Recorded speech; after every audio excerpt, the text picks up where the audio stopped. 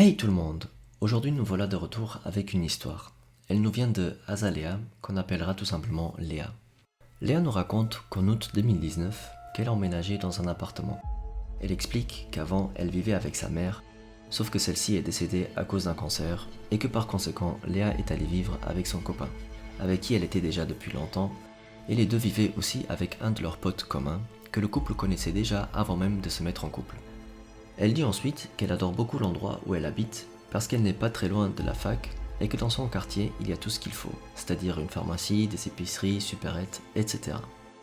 Cependant, elle raconte que 2 ou 3 mois à peu près depuis qu'elle avait emménagé, que quelqu'un a commencé à sonner chez elle, toujours vers 11h du soir de façon presque régulière.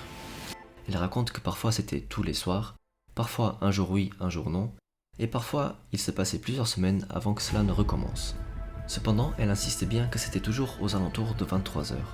À chaque fois que cette personne sonnait, Léa explique qu'elle utilisait son intercom pour demander qui était en bas de l'immeuble. Sauf qu'elle n'a jamais eu de réponse, sauf une fois. Elle continue en expliquant qu'au début, elle pensait qu'il s'agissait tout simplement de personnes qui se trompaient de sonnette, sauf qu'au bout de la 4e fois, elle commençait à avoir des doutes. Elle a aussi remarqué que cet individu venait toujours sonner plus ou moins à la même heure, c'est-à-dire 23h. Parfois quelques minutes plus tôt, parfois quelques minutes plus tard.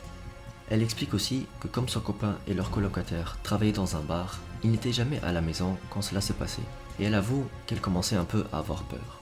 Elle avait raconté ça à eux, et les deux, eux aussi, pensaient qu'il ne s'agissait que de quelqu'un qui se trompait tout simplement de sonnette. Sauf qu'elle leur a expliqué que ce n'était pas seulement une fois, mais que cela se produisait presque tous les jours. Les deux ne lui ont pas cru, et pensaient tout simplement qu'elle était un peu parano. Vient donc la nuit où, à nouveau, on a sonné chez elle. Léa demande à nouveau qui c'était dans l'intercom et elle dit qu'elle pouvait entendre quelqu'un respirer fortement. Léa étant à nouveau seule dans son appartement, elle était complètement terrorisée. Elle continue à demander qui était en train de sonner et ce que cette personne voulait d'elle. La personne, elle, continuait à respirer fortement et a ensuite marmonné quelque chose, sauf que Léa dit que c'était complètement incompréhensible. Après ça, silence total. La personne semblait être partie. Juste pour être sûre, Léa est allée vérifier qu'elle avait bien fermé la porte à double tour, et quand les deux colocataires sont rentrés, ils ont pu voir à quel point Léa était terrifiée. Léa continue à raconter qu'avec le Covid, les deux garçons n'allaient plus travailler et qu'ils ont donc pu voir que Léa n'était pas parano, mais que quelqu'un venait bel et bien sonner chez eux la nuit. Elle explique que depuis leur balcon, il était possible de voir l'entrée de leur immeuble, et que quand on venait sonner le soir, ils allaient sur le balcon pour essayer d'apercevoir l'individu.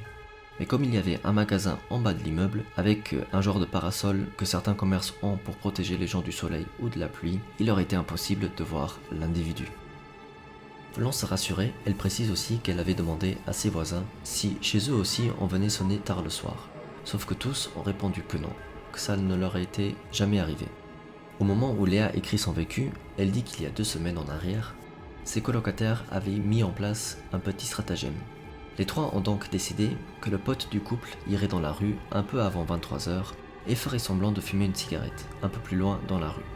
Il dit avoir vu un homme qui errait autour de l'appartement et qu'une fois arrivé au niveau de l'entrée du bâtiment, il avait ralenti son pas, sauf qu'avant d'entrer dans le bâtiment, il a aperçu le pote qui était plus loin dans la rue et cette personne est vite repartie. Léa raconte qu'ils ne sont pas sûrs à 100% si c'était cet homme qui venait sonner chez eux à chaque fois, mais qu'ils trouvaient ça très bizarre. Elle poursuit ensuite que depuis cet événement, plus personne n'est venu sonner chez eux et elle espère que cela restera comme ça, mais elle dit qu'il y avait des chances que dans quelques semaines, la personne revienne. Elle finit en disant qu'elle irait encore demander à d'autres voisins si eux aussi étaient victimes de ces coups de sonnette, mais que dans tous les cas, si on revenait à nouveau sonner chez elle, que cette fois elle n'hésiterait pas à téléphoner à la police. Et voilà, on est arrivé à la fin de la vidéo, j'espère que vous l'avez aimé. Je vous donne rendez-vous à la prochaine vidéo et d'ici là je vous dis bonjour.